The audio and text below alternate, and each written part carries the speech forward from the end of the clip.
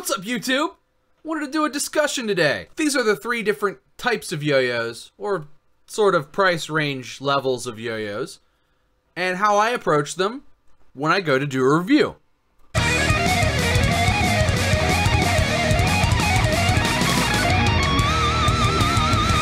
So let's get right into it.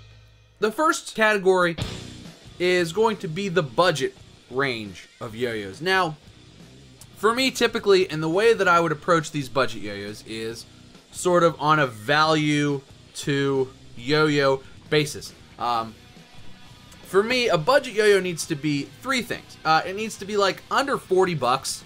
It needs to work well enough. It needs to, like, you know, come with a bearing that works. It needs to have pads in it that bind and not have too much vibe that it's not gonna work well at all. A lot of good budget plastics are durable. The Replay Pro I bring up all the time, but there's a lot of like the budget magic yo-yo stuff. The N12 particularly, I would say is sort of the king of this category in my opinion, and I'll get into why. But also, you know, once you start to push just under 40, TopYo has some good stuff that's sort of still budget, but almost pushing that mid-level. You'll see the Silenus a few times in this video, which there are new ones. New Silenuses, whatever. New really good TopYo. Link in the description. You should pick up a new one. If you don't have one, you want one. And if you do have one, pick up another color. Back to budget metals. For a lot of money, anybody can make something that works really well or that is really good. But for not much money, how good can you get it?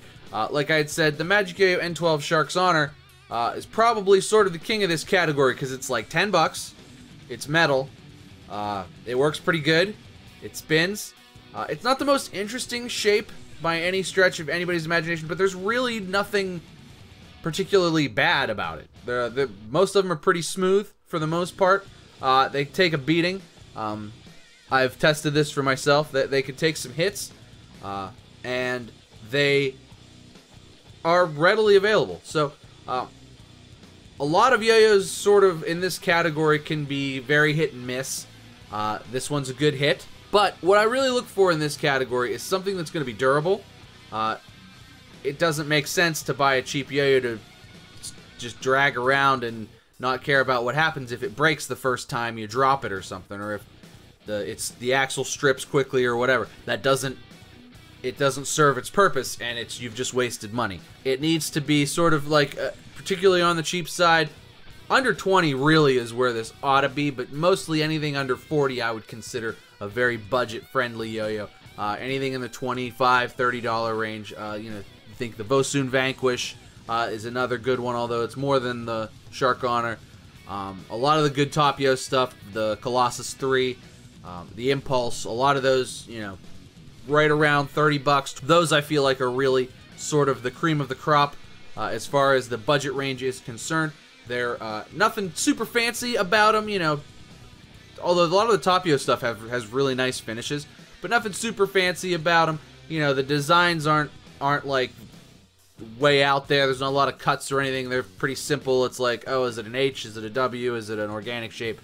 But they just work, and they're nice, and they take hits, they're constructed well enough, and they're cheap enough that if you take them out and they get a big scratch on them, or your cousin throws them down the steps or something like that, it's not a big deal. Now, they're not the smoothest yo-yos. They don't have the best finishes. Some of them occasionally may have anno flaws, and, you know, occasionally you might get a dud. It happens. Most of the time, though, you may be able to replace it, just send it back or whatever, and it's not going to be a big deal. That's sort of how I approach these. I don't approach them as like, oh my god, this is my favorite yo-yo ever, you guys need to pick it up. I approach the budget stuff as, does this work? Does it work well enough? Does it have decent spin times? Am I going to be able to do tricks on it?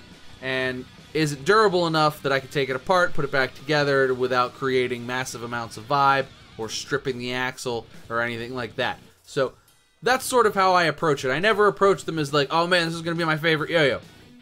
Sometimes yo-yos surprise me, TopYo Silenus, and, you know, for the price are just like, oh my god, this is so good, I want to play this over more expensive yo-yos.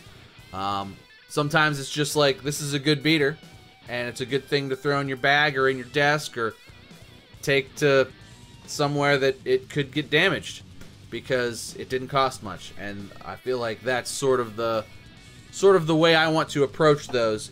Are they going to be my favorite yo-yos? No. But are they going to be good yo-yos for just taking around?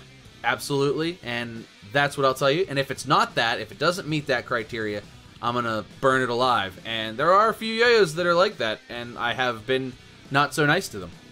Clearly the next one, we fall into the mid-range of yo-yos. This is, I would say, sort of where your yo-yo factories fall in. Yo-Yo Factory, Duncan, sort of the core brands that put out sort of more cutting-edge designs. They sponsor big teams, and they put out designs that their players want to use. Now, again, there's some overlap here. You know, I would say this goes anywhere from like $45 to like $75-ish, or you know, more if it's a bimetal. I feel like any bimetal that's $100 or less is still a budget bimetal for the most part. Like, it's not a crazy expensive $240 bimetal. You know, it's still within that budget affordable range of bimetals. And most Yo-Yo Factory bimetals now, they just dropped the price of the Edge down to $80. Most Yo-Yo Factory bimetals now usually hit that sort of $75 to $100 price point. And I would say the Edge is probably their best one, and it falls right in that $80 mark now. And you know, they usually discount them pretty often, and you can usually get some pretty good deals on those as well. But, you know, sort of the mid-range of yo-yos, that it's sort of like $40 to like $75-ish. 75 sort of starts to push into the higher end range of stuff. But stuff, you know, your tried and true, you know, sort of cutting-edge designs that, like, Yo-Yo Factory is always putting out. Duncan does a pretty good job, or at least they have been recently, with putting out some more cutting-edge type of stuff, particularly in 2016 when they did the Grasshopper, they did the Origami, and stuff like that. Those sort of, like, very core, more interesting, better performing than your standard budget stuff, but they also cost more. In this category, I'm really looking for something that is going to be long spinning, stable, and just overall, like, sort of hits that peak of performance. I'm not looking for extra flashy things necessarily. I'm not looking for crazy splashes or crazy finishes. I'm looking for a good grind finish for sure. And I'm looking for something that looks good, holds up well, and performs well. So I really like where Yo-Yo Factory goes with the Shutter. Gentry is sort of their flagship guy, and the Shutter sort of ends up being their flagship yo-yo. And I like the different iterations of it that they put out. And then, you know, they did the Shutter wide angle, took where modern yo-yo design was going, and, you know, with the wider shapes and stuff, and did that, and made the yo-yo much lighter, but it's still really stable and spins a really long time. So the mid-range stuff, that's really what I'm looking for, is that, like, are you on the cutting edge of the design of whatever that player, because they're usually signature yo-yos, of whatever that player needs. Does it perform well, and is it a good design that sort of is following the trend of where cutting edge yo-yo design is? If it plays like a rock, I'm going to probably give a mid-range yo-yo a bad review. If it's heavy, if it's too heavy. I feel like this is where a lot of, like, and why I don't like a lot of the newer Magic Yo-Yo stuff that hits that $50 price point, is because I look at it and it's like 67, 68 grams, and it's like, guys, you're missing the boat. That's too heavy.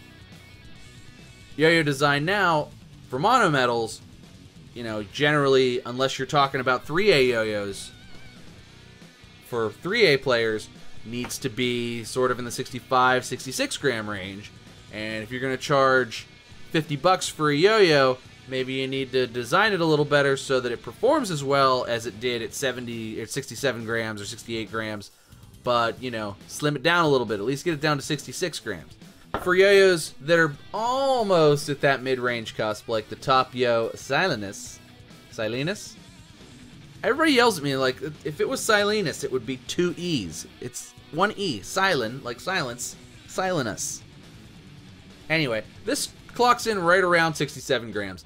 And it's not necessarily a mid-range yo-yo. It's still pretty much in the budget category, which is sort of why I'm good with how a little bit extra heavy it is, because it's only just a little bit, but it's also, like, still pretty inexpensive. If this was $50, I'd be like, come on, guys, it'd be so perfect. if you could just get it down 1 gram. Whereas when you come in with the new wide angle shutter, which I think is 64 grams or something, but still plays really stable and long spinning, you can see that it's totally doable, and it's doable at that $50 price point. So that's sort of what I'm looking for in the mid-range yo-yos. As we sort of build up a little bit, a lot of boutique companies come out, and usually they hit that $65. That's I think where boutique companies are trying to hit, especially if they're doing Chinese manufacturing, is they try to hit $65, but they try to make sure their yo-yos stand out a little bit. So the Throw Cafe Cappuccino does that. It's $65 for the brand. They're fixed $65 brand new, but they're 75 aluminum, which makes them, it's got an added feature. Beautiful splash. The cappuccino splash, and then they did a mint chip splash that was like this, but like a mint chocolate chip color looking. These splashes look incredible. That's really what I'm looking for on higher end boutique yo-yos. Like, there's nothing wrong with this splash per se, but it's clearly not the same level of good as this splash. You see what I'm saying? Mid-range, higher end. So these are about $15 more. Made out of the same aluminum. These end up being about $15 more, and you kind of get $15 more features out of it. You know what I mean? It's just sort of on the cutting edge and sort of pushing the limits of yo-yo design, and that's really what I look to boutique companies for, to kind of push the limits, push the edge, take some chances, take some risks, and when it pays off big time. I really like the Throw Cafe Cappuccino, and there's a lot of yo-yos that sort of fit into this category, but really what I'm looking for, high-end stuff, is low quantities of them. I kind of want them to be a little bit exclusive. Super fancy finishes, like I want that nice soft powdery finish, and I want a nice splash if I'm paying a good bit for it. $65, $75, I want a splash that looks special. I don't want it to look, like a $30 splash. I want it to look like a $65 splash, and that's sort of where we get with this. And they got to be dead smooth. Once you cross that like $60 threshold, dead smooth. They got to be dead smooth, and they pretty much got to stay dead smooth for the most part. Now, if you're taking them apart and dinging them up, you're gonna introduce vibe. It just happens, but should show up dead smooth if it's an A grade and in that price range, especially if it's machined in China and at that price range for an A grade. But stuff like Throw Cafe Cappuccino, the unspoken stuff, I would say is right in that category. The Murmur, which I didn't get out, is going to be $65. It dropped this week. Very, very nice finishes, super duper smooth, just great playing, sort of on the cusp of yo-yo design, just kind of pushing the boundaries there. That's sort of the bridge way between where the mid-range yo-yos and we start to kind of bump into the boutique yo-yos. And then, of course, once you get to like the top $100 mono metals, I'm talking your Monkey Fingers, your G Squareds. What am I looking for there? Well, of course, dead smooth yo-yos. And G Squared and Monkey Finger deliver on that every time. And One Drop as well deliver on that. I'm looking for dead smooth yo-yos, sort of just yo-yos that play awesome and have really unique and good machining. So this is machined in Canada. This is machined in America. This is machined in America. These are machined by guys who do very small runs of yo-yos in America or in Canada and take extra care, and you can feel the extra care. It's not a mass-produced thing. It's not from a shop that mass-produces thousands and thousands and thousands and thousands and millions of yo-yos. It's small, high-care, locally produced yo-yos, and for that super high-end stuff, that's what I'm looking for. So, dead smooth, clearly, and I kind of want to be blown away by finishes. If you're paying for the high-end finishes, of course. But I feel like Monkey Finger always really kills it with the finishes. They're just so good. Like, Monkey Finger Ray really just, I don't know.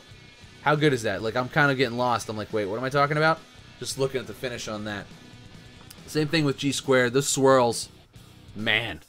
Like, it's no wonder these are super sought after and they sell out like that. Like, how good does this look? Not only is this a great playing yo-yo, but like this is one of the nicest looking things I've ever had. Just so good. It looks good. It plays good. It is good. Spins good. Dead smooth. So good. Same thing with the one-drop stuff. One-drop they sort of set the bar, I feel like. Their stuff's a little more expensive than like sort of that $40-ish, $45 budget range, but you can get some one-drops in like that $50 price range, and they're super good yo-yos. But, you know, once you pay a little more for their anodizing and their sort of higher-end yo-yos as well, I mean, they're all really good yo-yos, but, I mean, this is a Code 2. This is a little bit older, but this is probably my favorite finish of all time. The All Hallows Eve finish. I think this was done by Grunt Bull. And that's really what I'm looking for in high-end yo-yos. They got to be smooth. They got to have amazing finishes. They got to be just as fun to play with as they are to look as they are to look at, though, too. So they got to look good. They got to play good. They just got to be good.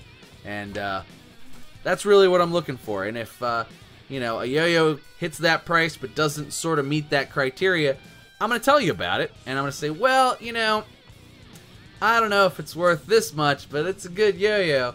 And that's going to be that. I will criticize it on price if I feel like it doesn't stack up to other yo-yos that are in its price range. But tell me what you guys think. Does that make sense?